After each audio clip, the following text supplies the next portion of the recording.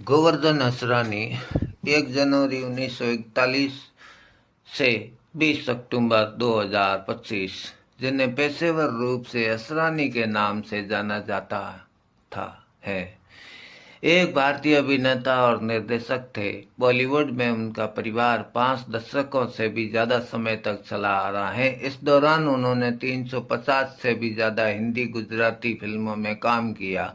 असरानी ने मुख्य भूमिकाएं, चरित्र भूमिकाएं, हास्य भूमिकाएं और सहायक भूमिकाएं निभाई।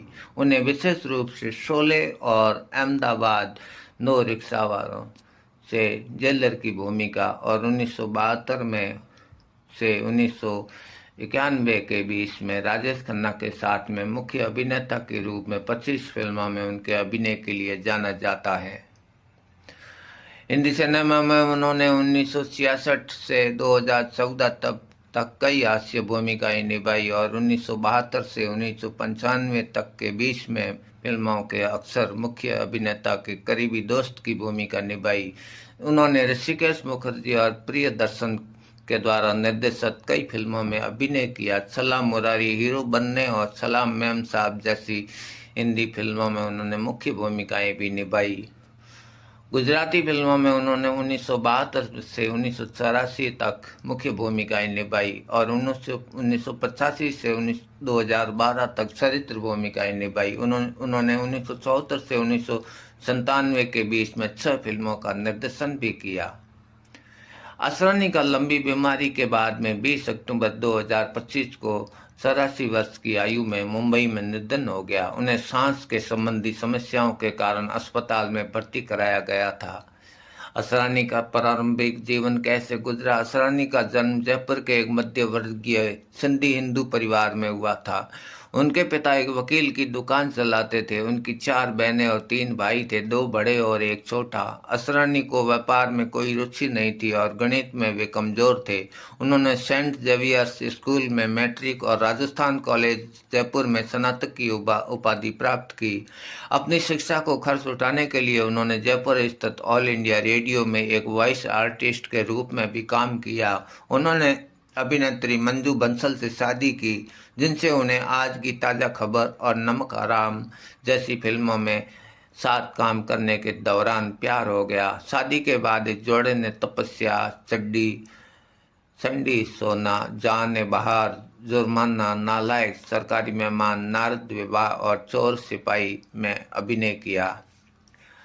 आज की ताजा खबर में असरानी ने संपक भूमिया अमित देसाई का किरदार निभाया था और मंजू ने केसरी देसाई का किरदार निभाया था। इस भूमिका के लिए असरानी को सर्वश्रेष्ठ हास्य अभिनेता का फिल्म फेयर पुरस्कार मिला। बाद में इस जोड़ी ने 1980 में असरानी के द्वारा निर्देशित होम प्रोडक्शन हम नहीं सुधरेंगे में अभिनय किया। उन्होंने 1960 से 1962 तक साहित्य कलाबाई ठक्कर से अभिनय सीखना शुरू किया। 1962 में अभिनय के अवसर तलाशने के लिए वे मुंबई गए। 1963 में किशोर साहू और ऋषिकेश मुखर्जी से उनकी आकस्मिक मुलाकात हुई और उन्होंने उन्हें पेशेवर रूप से अभिनय सीखने की सलाह दी। 1964 में असरानी पुणे में फिल्म संस्थान में शामिल हो गए और 1966 में अपनी कोर्स पूरा किया। उन्हें हिंदी फिल्मों में अपना पहला ब्रेक 1966 में फिल्म हरे कांच की चूड़ियों में अभिनेता विश्वजीत के दोस्त की भूमिका निभाकर मिला। फिल्म संस्थान में उन्होंने कई लोगों को प्रभावित किया और 1967 में उभरती अभिनेत्री वहीदा रहमान, जो अब नहीं है, हिंदी अभिनेत्री के साथ एक गुजराती फिल्म में नायक के रूप में अभिनय किया। उन्होंने 1967 में 1969 तक गुजराती के मुख्य रूप से अभिनेता और सहायक अभिनेता के रूप में 4 अन्य फिल्मों में अभिनय किया। उन्हें 1967 और 1969 के बीच में हिंदी फिल्म उद्योग में कई प्रस्ताव मिले। उनके पुराने सलाहकार ऋषिकेश मुखर्जी ने उन्हें 1969 में फिल्म सत्यकाम में सहायक अभिनेता की भूमिका दी।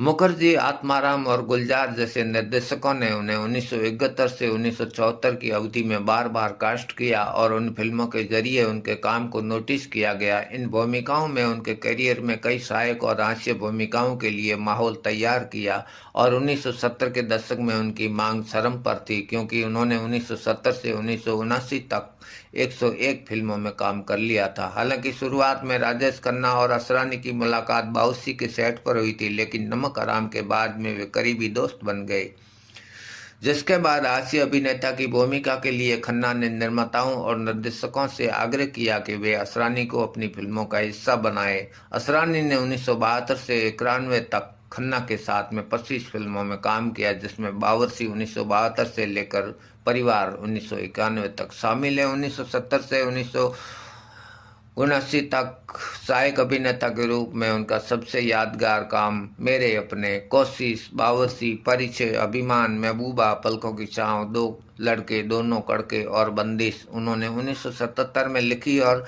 निर्देशित की गई हिंदी फिल्म चला मुरारी हीरो बनने में मुख्य नायक की भूमिका निभाई, जिसे समीक्षकों के द्वारा सराहा गया। लंबी है, वीडियो लंबा हो सकता है। ने 16 अक्टूबर को मुंबई में सांस में तकलीफ के कारण अस्पताल में भर्ती कराया गया और 20 अक्टूबर 2025 को दोपहर 3 बजे उनके फेफड़ों में तरल पदार्थ जमा होने के कारण उनकी मृत्यु हो गई। वो 84 वर्ष के थे। उनका अंतिम संस्कार सांताक्रूज शमशान घाट पर किया गया, जिसका परिवार के सदस्य भी मौजूद थे।